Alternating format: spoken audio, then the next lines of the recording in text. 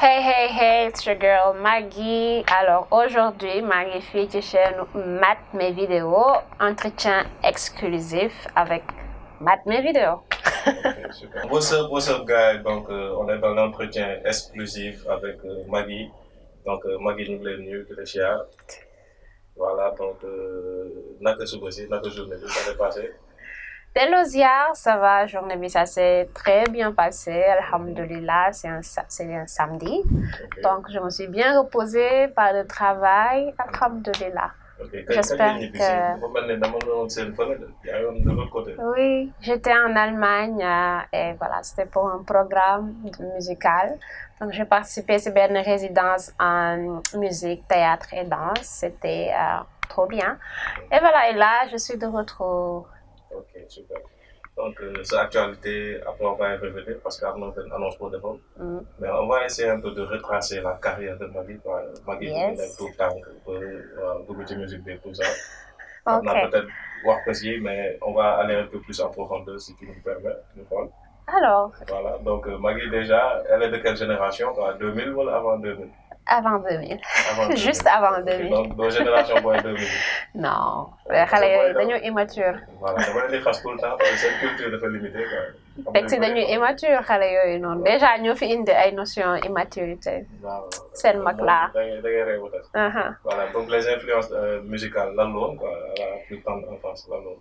Alors ma nekkee xale j'étais une fille boo xam ne j'étais très timide alors sama benn routine laa yoroon mooy dem jàngi wàcc toog si kër gi jàngi wàcc toog si kër gi sama benn hobby bi ma amoon mooy juste seetaan télé seetaan Trace j'aimais beaucoup Trace rek laa daan seetaan si télé di déglu woy américain yi tellement j'étais passionnée de musique di déglu son yu bëri di ki toppaat di woyantu donc bi ma nekkee xale j'ai eu des influence Akon par exemple Lonely temps yooyu da daan daw lu bëri en boucle Rihanna ay son temps yii da doon daw en boucle donc j'étais influencée de plus si R&B bi quoi donc j'aimais tellement la musique donc particulièrement R&B et voilà plus tard laa découvrir le rap bi ma yeggee lycée donc c'est très tard bi ma découvrir le rap moo tax grand yu bëri su may waxtaan ak ñoom dama xam lu ñuy wax parce que historiquement am na yu bëri yoo xam ne daf ma rëcc quoi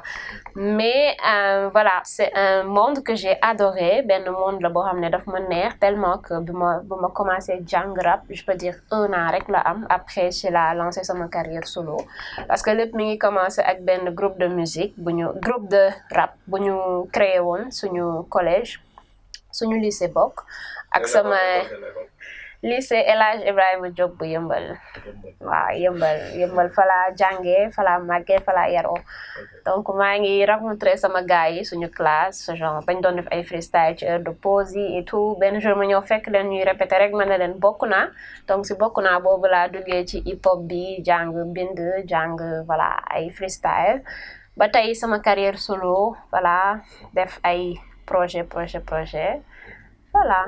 Progressivement. Waaw. Donc disons Trace li nga doon gis télé moo la influencé. waaw moo ma influencé nag vraiment. ñoom ils écoutaient pas trop de la musique wala. Non sama famille genre ils sont pas très musique mais quand même am naa sax artiste suñu biir famille beneen bu nekkul man parce que sama sœur yaay moom aussi elle fait du mbalax sama tante mbalax lay def waaye rek lay def Asou Diop di ko béggee de passage. après nañ ko Google. waaw Google leen ko s'appelle Asou Diop waaye rek lay def zikar rek lay def kenn du moom donc voilà mu bokk si ñu ma tette aussi si musique bi même si que sama famille ñoom genre ils étaient pas très concentrés wala très musique parce que sama yaay moom commerçante la sama papa métallique lay def donc vraiment amoon benn influence ci musique te suñ famille ñun jàng rek lañ xamoon dañ la daan forcer jàng bi moo tax j'étais très intelligente machallah ci meilleurs élèves yi rek laa daan bokk donc voilà bis bi ma xëyee aussi commencé di rap ça a surpris tout le monde mais voilà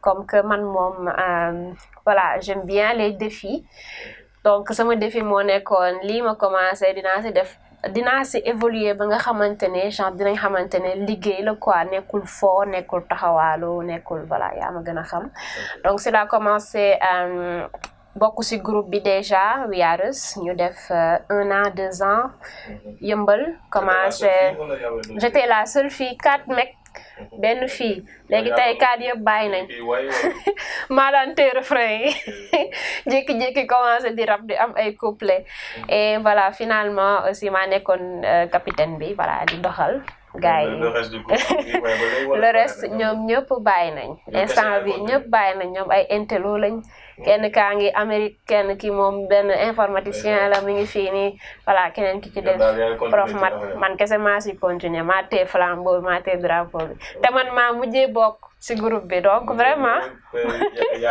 mujjee ñëw yàgg ci tee drapeau bi voilà mooy loolu ci li nga wax man je me retrouve un peu parce que man tamit Tamboy très laa doon seetaan foofu laa amee kii bi genre c'était chaîne boobu Manga TV ak Trace TV genre je crois ay 13h 14h la chaîne yi doon ñëw donc c'était crypté quoi tout à heure boobu nga mënoon ñëw seetaan comme nañ ko waxee Akon ay affaires yooyu noonu donc je peux dire ñu bëri tamit loolu moo leen pousse ci musique américaine bi tout ça quoi carrément voilà donc loolu benn parenthèse loolu donc nekk après da nga jàng rap fan nga jàngee rap alors rap fi ma ko jàngee moom dew ma si kenn naan ko jàngal ma genre ci suñ groupe bi niñ doon dasee di répété ma dégg gars yi di rap di bind ay punchline affaire bi jaaxal ma ne waaw punchline lan mooy punchline jàngale ma ne nañuy defee punchline ay next level name dropping you know affaire yooyu noonu léegi nag ci laa dem gars yi di ma jox ay clé may dajale man tamit puisque dama sob ba pare dama nangu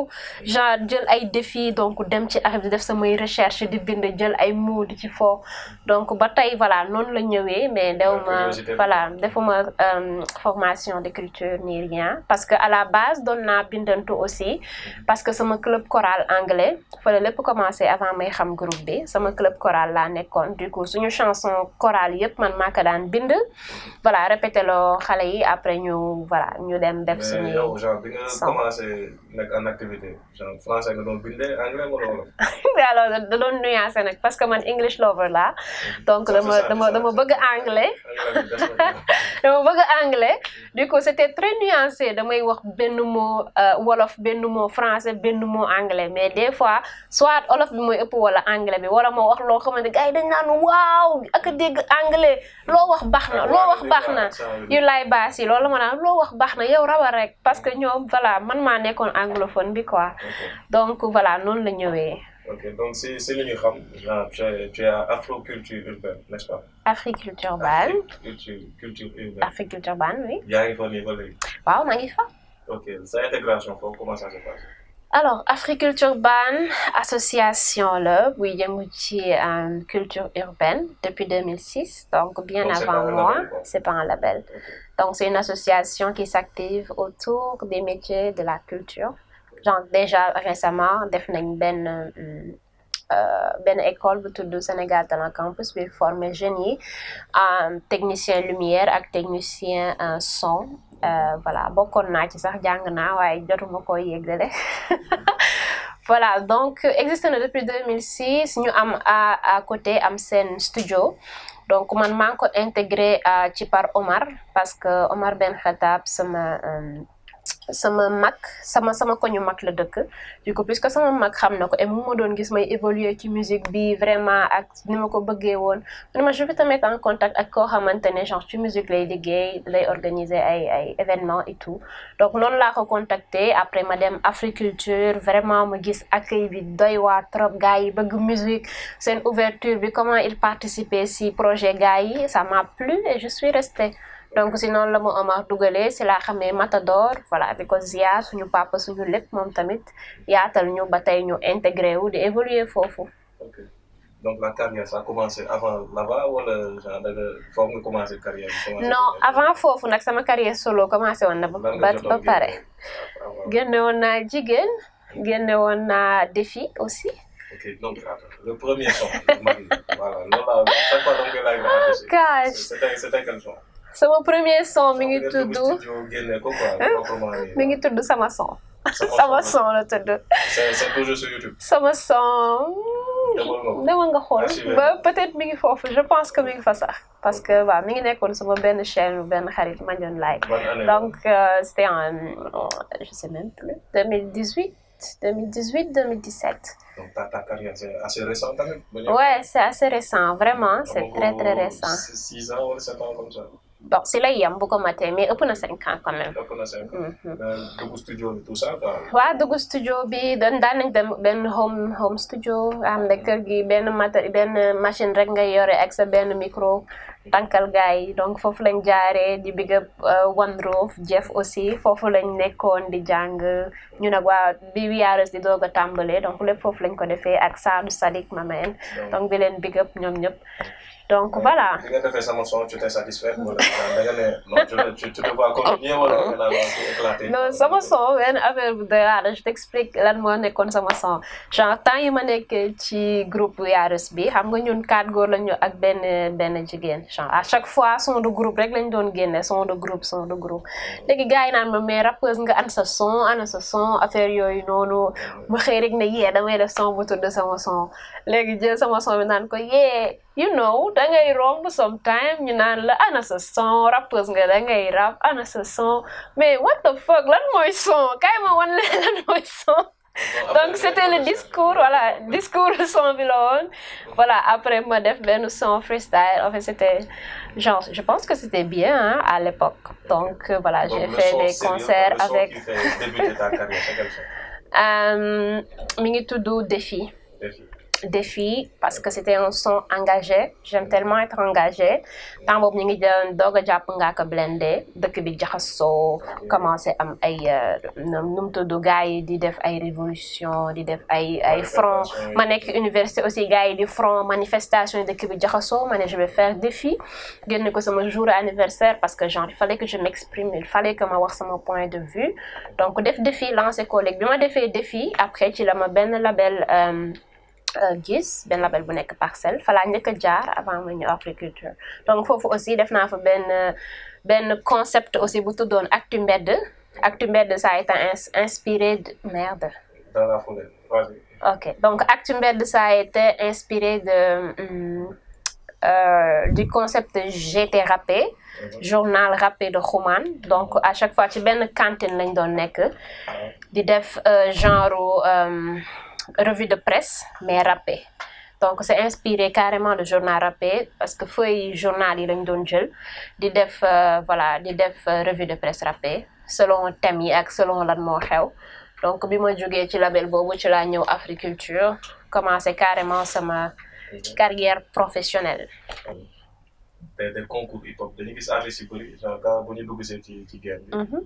dañuy inscrire ci concours et affaire yooyu est-ce que mag yi jot na def loolu waaw def naa concours hip-hop di gën a siiw Sénégal je pense Flow Up oui def naa Flow Up et j'ai été finaliste année bi ko gën mor di gagné. Yes. Il y a 2 ans en arrière donc j'étais finaliste après ça j'ai fait Take Back the Mic benn compétition africaine.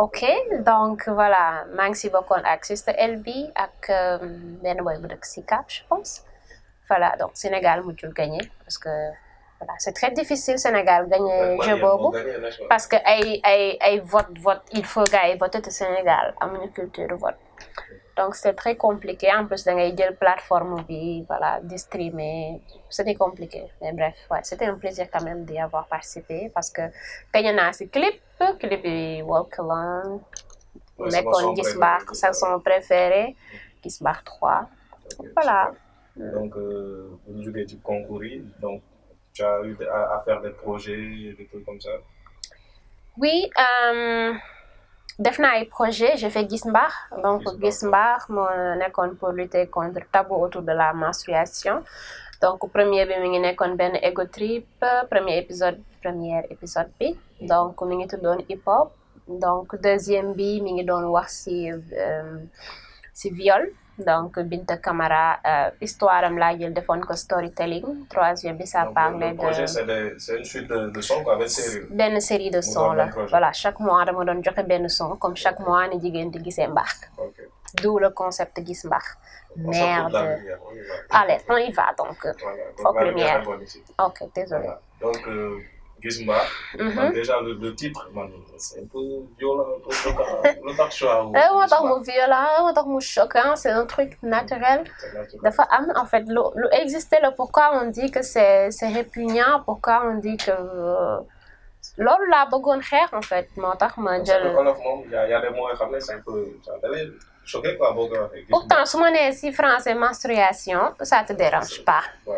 te ça signifie la même chose donc arrêtez leen yéen góor ñi ni ngeen def nii naan oh non c'est sale affaire yooyu noonu non c'est une réalité.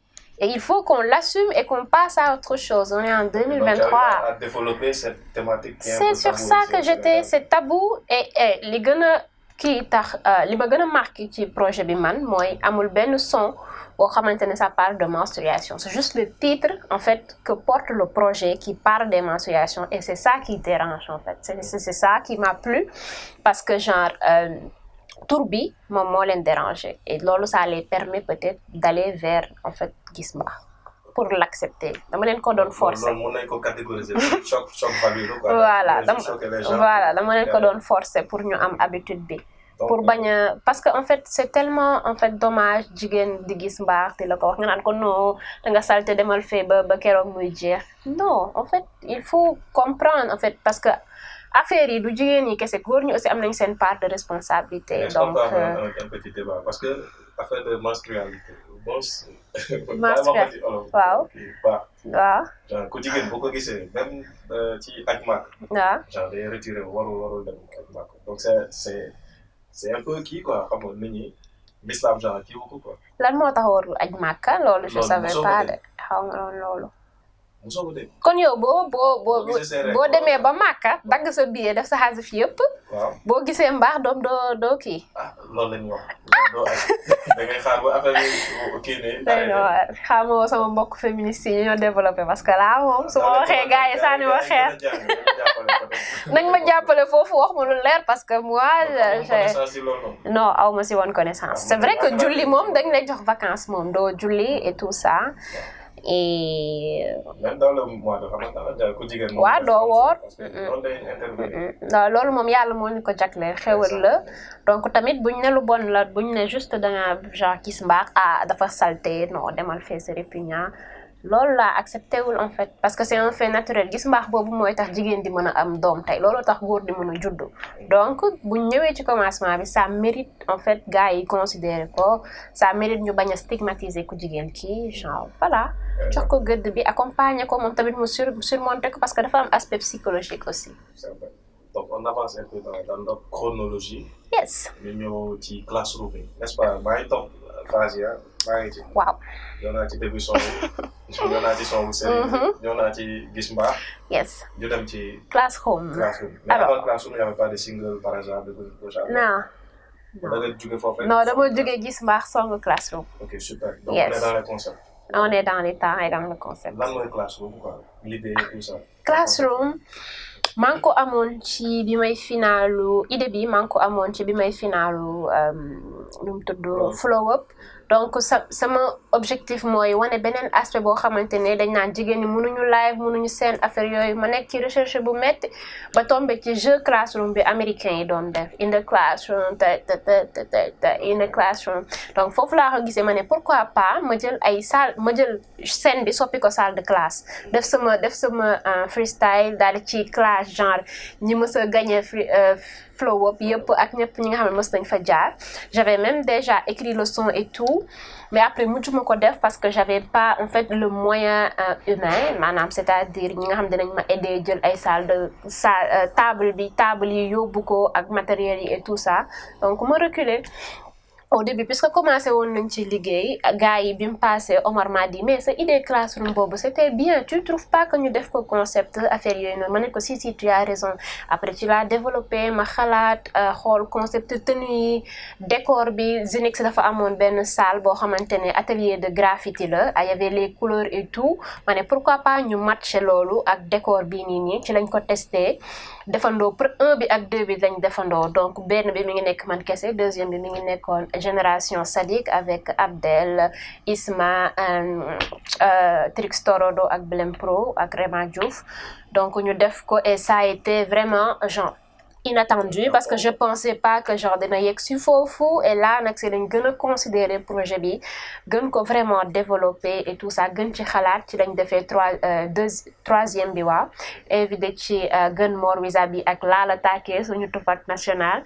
donc def porte à petit aussi quatrième bi def Mbere Mbese woo Tal bi woo Papesh woo Lay Jara you know woo avocat aussi mu nekk aussi carton boobu moom moo gën a cartonné ci classroom yi même si troisième bi porte à porte bi defoon na carton aussi parce que si sélection pan-africaine musique yi la bokkoon temps yooyu son Dip Khalifa bi mi ngi doon doog a génn mais ils ont préféré jël sama son porte à porte def ko ci seen classement te genre jëluñu Khalifa donc vraiment c'était vraiment bien voilà après loolu ci lañ am cinquième bi ci laa invité Malal Talla Richwane ak OMG muy madame bu Mol donc ñu def ko waaw suñu classe la tudd voilà donc là il y a eu 5 épisodes.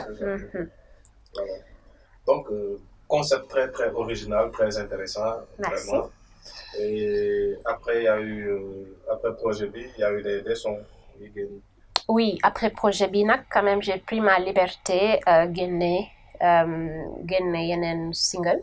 J'ai fait par exemple Gis Mbaax bi déjà laa njëkk clipaat fekk dama ci Take Back the Mic bi da nga doon am possibilité ñu clipal la son bu la neex ma clipaat son bi mixé waat ko génne ko après laa def Réew Wolof def Réew Wolof Réew aussi nekk carton trace di ko teg genre gars yi di ko challenge affaire bi neex ñu def aussi Ragal du ko def léegi bi ñu defee Ragal du ko def après ci laa génne Gatsa Ananos ndayu bi léegi Gatsa Massa. Donc pourquoi déjà choix ou tour boobu noonu parce que loolu bu ñu ko waxee on pense automatiquement à une personne. Oui. muy Sonko Ousmane mu sell mi macha allah yàlla ko yàlla génn fi mu nekk. yow déjà waa Pastef. waaw Sonko mooy sama leader j'assume man Sonko rek laay topp. man Sonko rek laay topp mais artiste aussi tu es en fait da nga. c'est vrai que communauté bi dañ lay soxla genre duñ soxla nga wane fi nga far pour influencer leen mais quand même da nga am genre nu mu tudd esprit boo partagé parce que leader politique yi kenn ku nekk ak sa programme kenn ku nekk sa vision ak changement bi nga bëgg donc man je suis avec Sonko et je l'assume. Dans son discours le fait qu'il appelle les gens en fait au travail au sérieux je pense que loolu le Sénégal gën a soxla parce que jamono ji ridicule bi rek mooy nekk ci kaw lui il appelle au travail il appelle au sérieux et ça je partage vraiment man liggéey rek laa gëm. waaw travailler toujours travailler rek. C'est ça la question. Est-ce que gars yi ngi liggéey. gaa yaa ngi liggéey ñu fii je pense que système américain yi la ñuy kii work hard play hard mais play hard bi daa ëpp work bi hardagul dañoo war a hardal work bi. you know juste pour la jeunesse quoi. pour la jeunesse nañu hardal work bi nañu yokk. ndeysaan jàppale ma man mi dañ may message paasu màggal gi sax na magi doo jàpp ci paasu magi dafa sonn mun ak yéen ñoo yam na ca fekk loxol borom nekk leen ci gars yi nekk leen ci de affaire yi amul kii. nu mu tudd di wax un petit son bi. C'était quoi l'objectif du son quoi? Ego triple, il y a des messages subliminaux à l'intérieur, il y a des choses à dire. Alors bi ma jógee ci Gis Mbaax jóge ci Classroom alors il m'est venu l'idée d'arrêter un peu parce que genre Classroom c'est bien beau non Gis Mbaax c'est bien beau c'était mon concept et tout mais ça n'avait pas trop marché et j'avais pas l'opportunité aussi wane sama univers musical ci Classroom ça n'a pas marché parce que ça n'a pas d'impact. Genre deful boom mais Classroom ça a fait boom mais ba tey doyaluma parce que dama foqale parce que je veux que les gens ñu xam sama talent xam sama monde musical moo tax j'ai décidé de faire une pause pour maintenant wane li nga xamante ne man mooy sama monde mooy sama univers après je continue les collaborations parce que di nga gis bien beau aussi commentaires yi waaw mag yi nice tout le temps concept bi thématique bi et tout ça mais avant ça artiste bu ne dafa war a am style am donc looloo tax ma ne naa génne sama projet c'est tout de mixtape donc voilà après ça projet-là qu'on va de savoir dellu ton ci identité, quoi. je le pense bien Ok. je le pense Donc, peut-être liggéey yëpp, c'est juste mën na ay doy avant-goût la ay avant-goût la mais ak seetu ngeen xamee kuy Maggy Ok.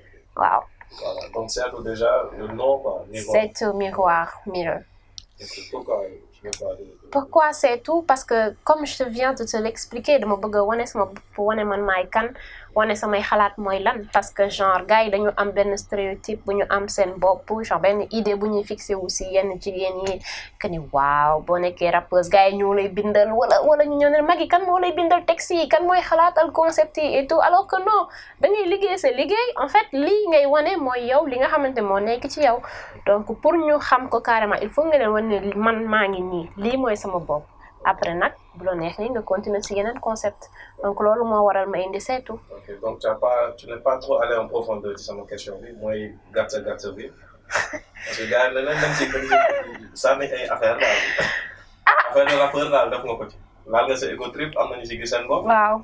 am na ñu xam nga nag tontu am na ñu ko sànni picc. xam nga nag mat dëgg du neex. seetu laa woote te seetu moom ku ko xool gis na jàkk sa bopp.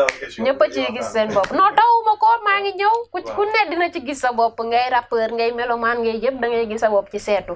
Gatsa benn son la bu ma génne pour faire l'annonce de ma mixtape.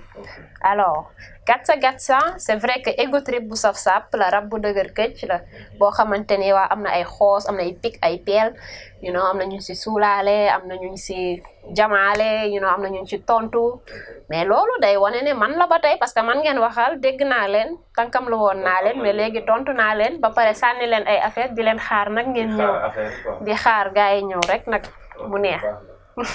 donc Gatsa nga ne réponse là pour certaines personnes tout ça on va pas trop s'attarder là-dessus. Ok. Donc les concernés bis bu ñuy waxee ak yow y aura représailles wala da ngay représailles bu saf Gatsa yi Sonko déggoo li mu wax nee na bis ni day def Gatsa xanaa gisoo Sonko Macky day wax dara ci guddi gi mu def live guddi gi lay def live. am na koo xam ne gis naa nga wax ci moom quoi mooy Heavy Crazy. ndeysaan. waaw comme tamit comme MC la de. MC la kay. waaw laaj leen ko moom ndax Maggy MC la.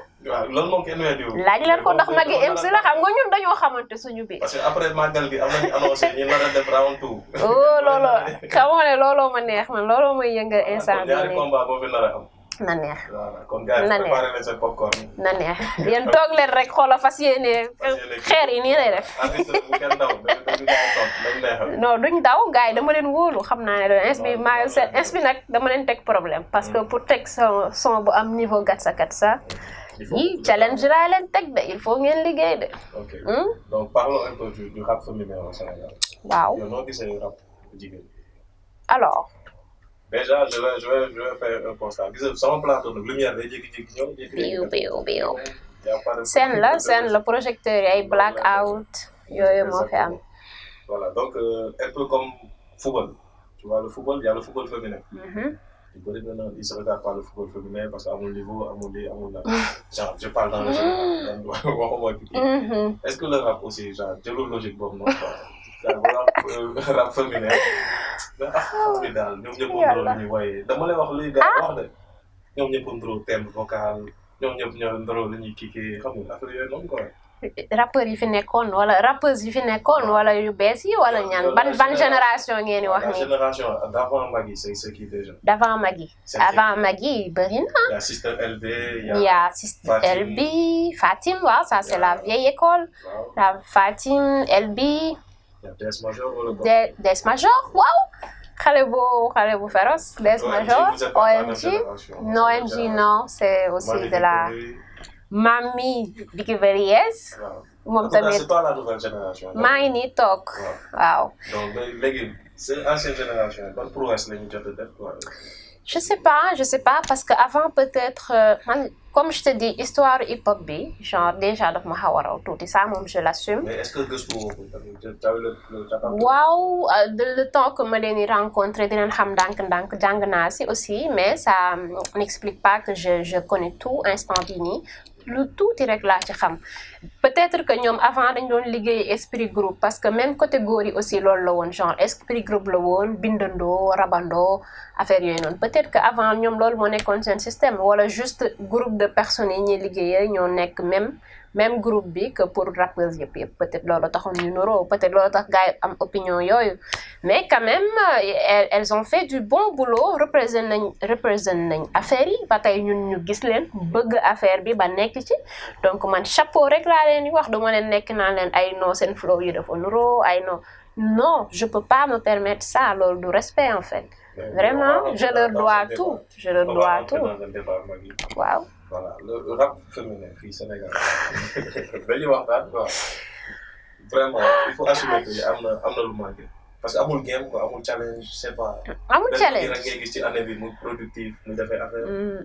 mais tu vois pas d'autre amul keneen man c'est un constat que j'ai fait quoi personnellement. déjà moo fi def benn son bi xam nga yëngal tuuti gars yi polémique après. down. waaw loolu gars looloo tax gars yi yëngu ay down lañu Nabachou Baye tooñ yow d'accord bëriwul mais il faut nga xam ne chaîne de production dafa metti déjà da ngay dugg studio avant loolu da ngay fay bit bi dugg studio fay woo vidéo fay da ngay fay ba nuroog fay te on est vraiment ci société boo xamante ne tamit dafa dëgër këcc metti na te boo nekkee genre élève wala étudiante tu as pas le lumière tu n'as pas les moyens pour assurer sa chaîne de production tout le temps looloo tax pour man looloo tax jigéen ñi daanañu nekk très très très présente ci production bi mais quand même amoon nañu fi nekk quand même di ko wane di ko fight OMG elle a tout fait en fait. OMG rek nga fi mën a wax. déedéet mami elle a fait de son temps. fan la feeñee ci Galsen Hip Hop Awards plus de 4 éditions. da ko tegle di ko jël. voilà c'est ce qui choque tout le monde en fait. parce que ñeneen ñi fi nekk balaa ñuy wax vainqueur bi ñu xam ne vainqueur bi. ñeneen ñi peut-être ñoom ñoo bëgg loolu amuñu woon esprit compétitif bi ñoom ay xarit lañu woon ay ndey dikkee lañu woon. you know OMG sax déclaré genre bu leen ma ko joxe. bu leen ko joxe dafa doyal ndeysaan sama mag jooju. mais gars yi ñoo doyaloon rek ndeysaan bëgguñu woon ay trophée xam na mais léegi gars yi dañ koy ñàkkante de lu ne la leen jaral. léegi yow ci sa génération. génération bii. ma demal la 10. non bii nekk ñu équipe de foot yow arrêtel bu ma lim loo ay rappeurs di leen may buzz mayaale buzz es bi man je suis en guerre ba pare di leen may buzz du ma leen lim de. waaw mais man en tout cas mënuma fi lim 10 daal bëriwul. man de mën naa la limal 10. peut-être benn game laa gis mu ngi dox. mooy xale jigéen yi woy ay cover. loolu du rap ñi def genre xam nga bi ma wax style boobu. loolu du rap. En tout cas elles sont là et elles travaillent. Juste que c'est très difficile aussi de percer dans un système patriarcal boo xam ne góor ñi ñoo yore lépp. mais quand même on essaye de jël lu ñu moom de wane suñu bopp. ku ci mel ni Miami de iGirl la seule productrice tëggkatu beat moom kese mi ngi def ay jaloore di dem ci région yi di jàngale di dem fu ne di wane mën-mëninam bëri nañ am nañ fit mais dañu amul soutien bi ci war accompagnement bi nañ soutenir nañ ñëw vraiment soxla nañ leen ñëw leen. mais yow apparemment je t'ai vu ci benn clip bu Akon. waaw. c'était quoi l'idée. alors. clip bi mi ngi nekkoon Akon ak Abdel G. le son en fait ça fait partie de benn projet boo xamante ne album ñu ngi ko liggéey ak Mbacke Dioum c'est moi Abdel ak Waaw Kumba donc voilà ñu ngi ko liggéey ak Mbacke ci la xam nga Mbacke xaritu Akon la ci la ko proposé mu déglu mu xool jaajëf neex ko et il s'est posé dessus donc pour wane ne son bi ça fait partie d'un projet qui vient nous comme 3 artistes du projet bi on a figuré dans le clip donc voilà on a aussi la chance toog ak Akon mu woolu ñu vraiment c'était un très grand honneur mu woolu ñu waxtaan vraiment mu nekk sympa aussi mu jàppale ñu aussi bu baax ci suñu projet boobu et voilà bëgg nañ ko génne très très très bientôt inchallah. Je sais pas si tu te rappelles am na un jour on s'est croisé à MCU. nga àndoon ak benn troupe de danse xaw ma ay tubaab. waaw yow kon da ngay fecc. non je suis pas danseuse. Non je danse pas en fait juste que boobu on était en plein tournage du documentaire Thiaroye 44, film documentaire buy retracer massacre bi amoon Thiaroye. Donc j'étais accompagnée de mes danseurs pour def benn performance. Voilà, parce que danseurs yooyu aussi ils ont performé ak man ci Flow Up genre période boobu la woon entre Flow Up ak tournage film documentaire. Ok, donc la relation avec Chanel. Chanel. C'est quoi votre relation? Parce que Take Back the Mic. Ouais, on s'est présenté en duo. Alors DJ Chanel maa ko xam grâce ak Africulture Band. Donc voilà bi ma fa intégré di préparer sama compétition. Voilà dama yooy man dama yooy man xale bu kii laa quoi manque vitamine. Donc seenu hip-hop ku ne dafa wow koŋ, you know, tu as besoin de voilà donner de l'énergie. On a dit waaw nañ la utal beneen duo boo xamante ne elle fait ses trucs te c'est hip-hopeur bu ne da ngay am DJ, donc ñu utal ma ku am style ku am jàpp et ça a été Chanel. Et suñu duo bi ça a super bien matché parce que même âge même style vraiment même goût, voilà. noonu lañ nekk ay xarit di ànd et tout liggéey aussi en duo, présenté au Take Back the Mic, présenté au Flow Up, voilà. C'est comme ça que ça s'est passé. Di jouer aussi live ensemble. Okay. Donc l'expérience en Europe, ça se passe comment? En Europe, c'était, je sais pas, c'est un peu décevant parce que tubaab yi dañu raciste ba tey. Non. dañ lay xool na ni di la dévisager. ba tey 2023. Abdel toog na ci arrêt bus bi maire tubaab bi jug dem taxaw fële loolu lan moo ko gën a nekk racisme. Non. du racisme, je t'assure. Mais quand même def naa benn escale Portugal bu plus de 10 heures, 12 heures même, et j'ai adoré ce pays. Lisbonne est magnifique parce que foofu genre c'est pas un pays très développé comme l'Allemagne. C'est pourquoi gars yëpp a tolloo nu ñuy dundee en fait genre journée bi ma fa def rek j'ai vu que c'est très très différent. En fait les gens sont beaucoup plus ouverts, beaucoup plus heureux, donc j'ai vraiment kiffé quoi. Mais quand même Allemagne leen dem kaaw boo leen demee leneen ngeen fay fekk ba pare si tram bi gars yi dañuy sadik dañuy mandi di la yuxu naan la mooy sadik yooyu nga xam ne dañuy dof lu baray la fii nii te dara du xew. Faites attention. Donc le temps que t'as passé là-bas. Waaw dama doyal non j'ai quand même de très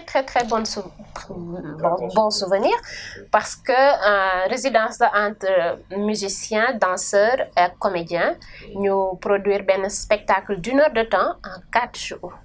Parce que 5e jour bi répétition kese la donc en 4 jours on a créé un spectacle d'1 heure de temps donc fecc naa woy naa joué naa comédie. On l'a fait l'année dernière ici au Sénégal et cette année c'était en Allemagne, donc entre des Sénégalais et des Allemands, et ça s'est super bien passé. Ay professionnels aussi ñoo géré woon affaire yi au Sénégal. Ali Beta moom moo ñu présenté woon comme prof et un Guinéen Moïse Bangoura si théâtre, et voilà ñu ci des c'était des profs allemands ou mozambicains ou ivoiriens.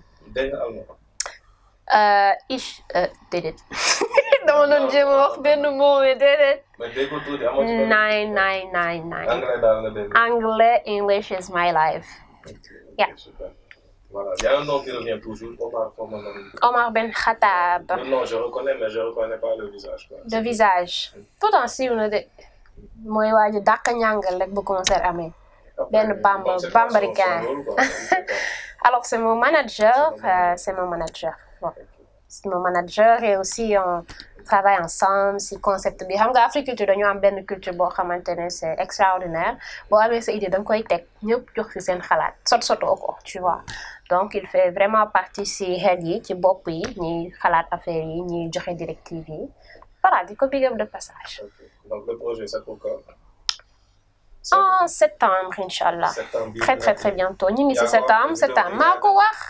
Hey tey leen ko bu baax xaar leen ma maa ngi ñëw ak doole mais bu kii amul bu représailles amul. Tout dépend si climat bi moom bu tàngee. mu tàng bu seddee nag après ma may leen bonus. Donc instant amul benn single bu génn bu instant du projet. Non.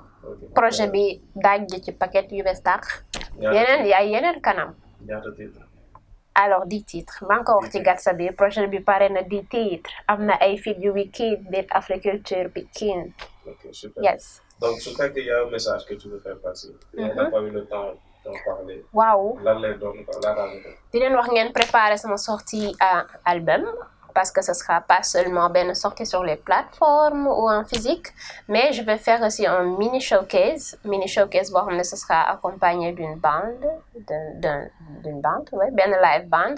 Donc may leen benn concert après ma jaay leen projet bi. Donc xaar leen très très très bientôt. Je vais donner la tracklist avant de donner la date inchallah pour le grand jour. Et je vous invite yow mat mes vidéos ak yéen abonnés yi. Venez, maa ngi leen di xaar. L'entrée est gratuite, libre et gratuite. Pikine lay doon, Africulture Ban, centre complexe Léopold Sédar Senghor. Neex na jot parce que buntu Pikine la nekk. Foo jóge boo jógee banlieue ñëw boo jógee ville ñëw. Donc gars yi maa ngi leen di xaar vraiment.